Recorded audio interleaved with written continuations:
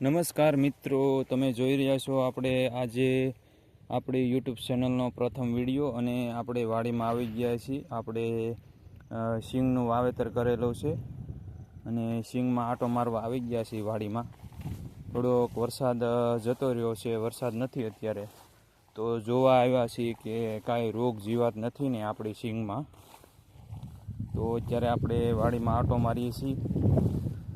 જો અહીંયા સિંગ ઉગી નહોતી અહીંયા, અને ઓલા શું કહેવાય ડોણા પડેલા છે, ત્યાં અહીંયા રોજ ભાઈ આખડી બનાવી નાખી। એ આવું કંઈક છે મિત્રો। તો હવે હું તમને દેખાડી આપણી સિંગમાં કેવો બેઠક છે ને કેવા સૂયા છે। જુઓ જુઓ, આપણી કંઈક આવી કંઈક સિંગ છે, અને આપણી સિંગ છે આ કમ્પ્લેટ શું કહેવાય કે 2 મહિનાની ઉપર 15 દિવસની થઈ છે। અને જુઓ સિંગું જુઓ તમે દોડવા, તો આવી કંઈક થઈ ગઈ છે મિત્રો આપણી સિંગ। તો જે મિત્રો નવા હોય એ આપણી ચેનલને સબસ્ક્રાઈબ કરી નાખજો મિત્રો। આવા ખેતીવાડીના આપણે વિડીયો મૂકતા રહીશું, અને આપણી પાસે જે કાંઈ નવી નવી દવાની માહિતી છે એ પણ મૂકતા રહીશું।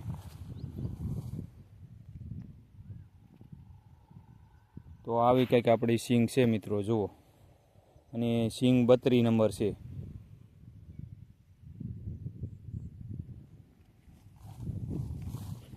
અને આમાં અત્યાર સુધીમાં આપણે 2 છંટકાવ કરી નાખ્યા છે મિત્રો। એક ઈયળની દવા અને એક ફૂગનાશક અને એક કોળની, આ 3 દવાનો છંટકાવ કરી નાખ્યો છે। અને સિંગ જુઓ તમે એકદમ લીલી કાચ ગ્રીનરી છે ને, જોરદાર।